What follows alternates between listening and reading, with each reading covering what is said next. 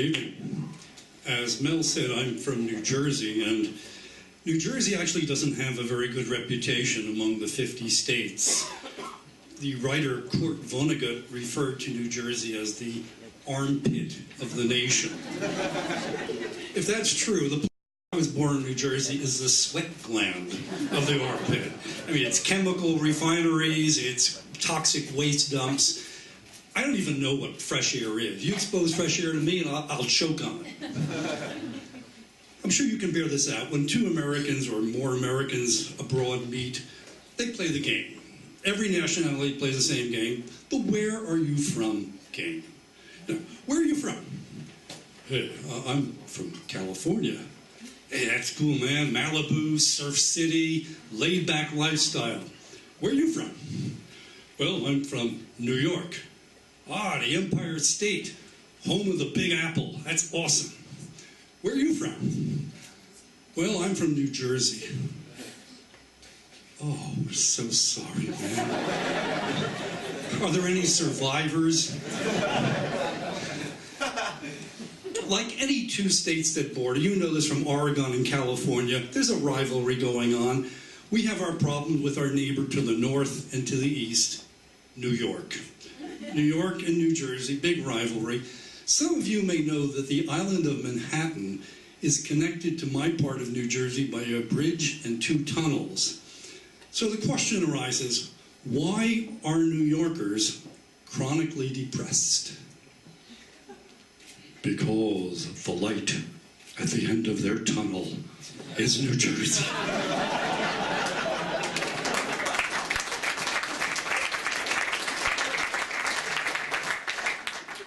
On the other hand, New York is a place where people pay money to go up tall buildings, and then they put money in binoculars to see what's going on down in the street, at street level. Now, it looks like a yellow cab down there. But that's a policeman. I wonder what they look like in real life. It's New York.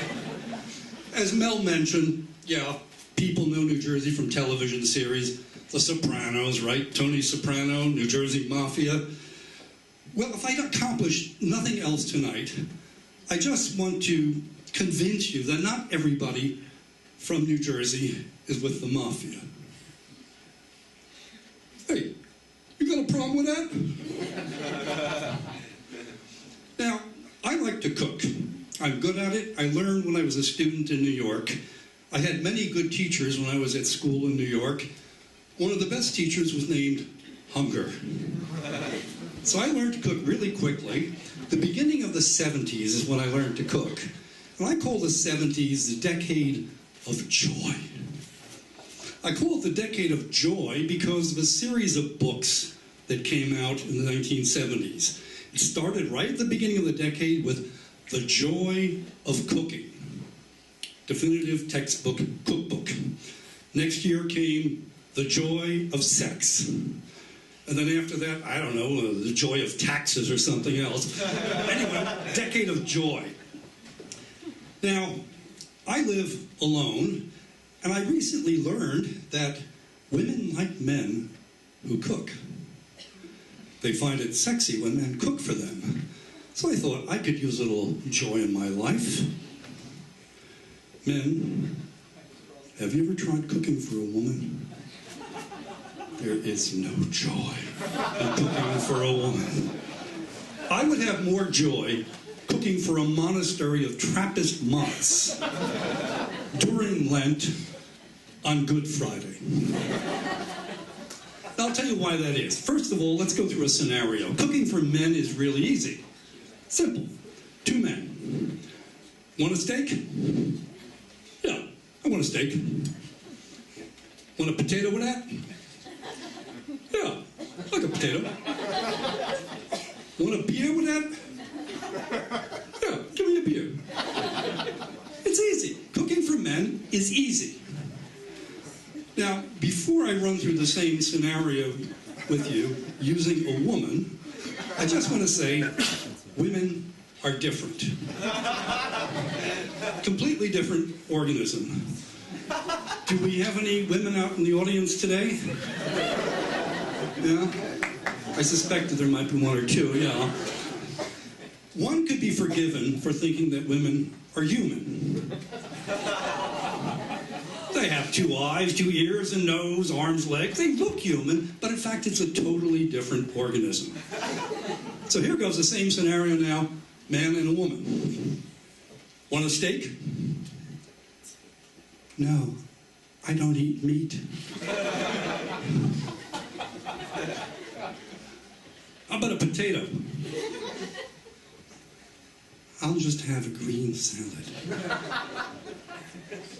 Now, green, to a man, is poisonous. You put green on a man's plate, you can kill him. It's like kryptonite for Superman. Want a beer? No, just a mineral water. A non-fat mineral water. I have cooked for women who are glucose intolerant, gluten intolerant, lactose intolerant, fish intolerant, meat intolerant, food intolerant, me intolerant. I have a neighbor who comes from northern Germany. I thought, finally, somebody for whom I can cook fish. She hates fish.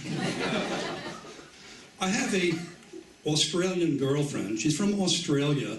I don't know, is anybody here from Australia? Yeah, okay. And you know about Australian women. They all have marsupial pouches, you know, like kangaroos. Yeah, it's very odd, but it's very useful when you go shopping, you know. Eggs, beer, milk, it all fits in there quite nicely. At any rate, we found a nice romantic restaurant in Bonn, French restaurant, and they had duck on the menu. Now, this girl eats anything. She doesn't drink alcohol, but she eats anything except duck.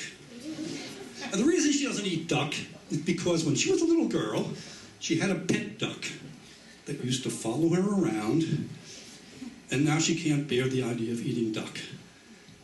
How can I tell her that the duck on her plate is not her pet duck from 40 years ago? What words can I use to convince her that the duck on her plate was evil and deserved to die? I have another friend, Ellen. She's tall, she's blonde, she's gorgeous. She's the kind of woman who makes men want to drink champagne out of her shoe. It's probably because she has a size 42 foot. She recently went vegetarian on me.